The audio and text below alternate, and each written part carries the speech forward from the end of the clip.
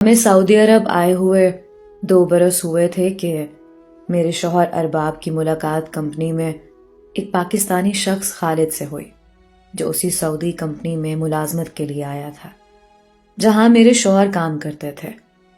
खालिद से अरबाब की बहुत अच्छी दोस्ती हो गई और वक्त के साथ साथ उनके दरमियान ताल्लुकात बढ़ते गए। परदेस में तो ये होता है कि जब कोई नया पाकिस्तानी किसी जगह मिल जाए, कुदरती तौर पर उससे दोस्ती बढ़ाने को जी चाहता है। मगर बकौल अरबाब के खालिद तो बेहतरीन इंसान था। कुछ अरसे वहां रहकर मैं पाकिस्तान लौट आई, मगर अरबाब को वहीं रहना था कि मुलाजमत जो वहां थी। अब वो खालिद के साथ रहने लगे। दोनों साथ खाना खाते, छुट्टी के दिन साथ बाहर जाते और खूब गपशप लगाते। इस तरह परदेस में तन्हाई का एहसास कम हो जाता और वक्त अच्छा गुजर जाता। खालिद के 3 बच्चे थे। उसकी शादी को 8 साल गुजर चुके थे, मगर रोजगार के चक्कर में उसे अपनी फैमिली के साथ रहने का बहुत कम मौका मिला था। हमारे मुल्क के रिवाज ऐसे हैं कि कम आमदनी में गुजारा नहीं चलता। 3 साल बाद जब मेरे शौहर छुट्टी पर वतन आने लगे तो खालिद ने उनसे कहा, दोस्त, घर से बच्चों का खत आया है। उन्होंने बहुत सारी फरमाइशें लिखकर भेजी हैं।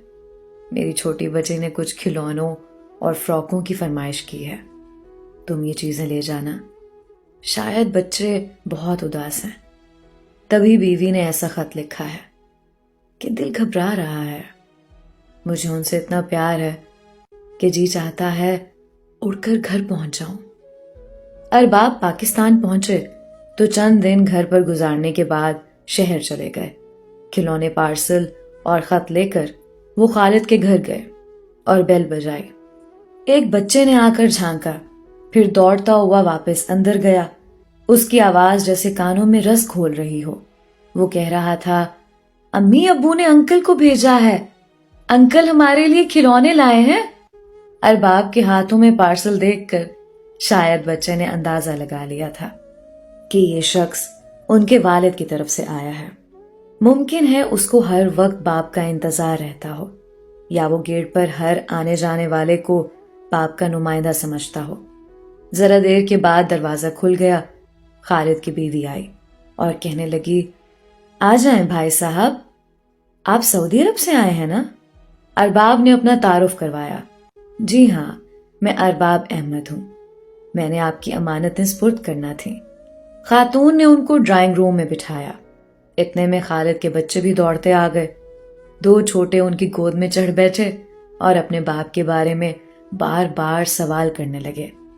वो पूछते थे कि हमारे अब्बू कब आएंगे। उनका बस नहीं चलता था कि उड़कर अपने बाप के पास पहुंच जाएं। खालिद की बीवी चाय ले आई और बातें करने लगी। भैया, 3 साल का अरसा बीत गया है उनको गए हुए। यहाँ उनके बगैर जिंदगी मुश्किल से गुजर रही है, पर क्या करें, मजबूरी है। अच्छी आमदनी के बगैर भी तो बच्चों की जिंदगी नहीं बन सकती। दिल पर पत्थर की सिल रखी हुई है। बच्चे बहुत उदास रहते हैं। उनको रोज बहलाती हूं तो अपना जी बुरा हो जाता है।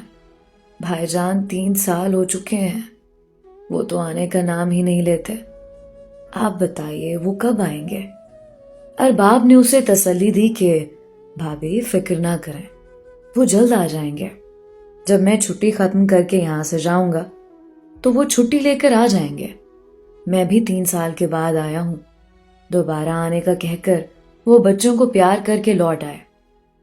15 रोज बाद अरबाब को ख्याल आया एक बार और खालिद के घर बच्चों की खैर खबर ले आए। वो गए तो बच्चे इसी तरह दौड़ते हुए आए और बहुत खुश होकर मिले। उन्होंने कहा, मैं वापस जा रहा हूं भाभी, अगर खालिद को कोई पैगाम देना हो तो दे दें, मैं पहुंचा दूंगा। दोपहर का वक्त था। भाभी ने उनको जबरदस्ती खाने के लिए रोक लिया। बच्चे उनसे लिपटे रहे। कहते थे, अंकल अब्बू से कहें कि जल्दी आए और ये लाएं वो लाएं। गर्ज बच्चों की फरमाइशें तो कभी खत्म होने वाली नहीं होती। खालिद की बीवी अलबत्ता बोली, बस अब वो खुद ही आ जाएं तो अच्छा है। بچے بڑے اداس ہیں۔ تبھی ارباب بولے، بھابھی لگتا ہے آپ بچوں سے زیادہ اداس ہیں۔